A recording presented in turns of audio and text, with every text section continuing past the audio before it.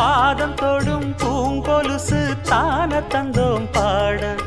வேதங்களும் நாதங்களும் வேண்டி வந்தது கூட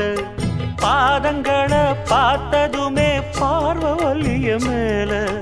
வேதனைகளை மாத்திடும் அவ விரிஞ்ச செண்பகச்சோல பூத்ததையா பூவு அது கையழகு தூக்குதையா வாசம் அது மெய்யழகு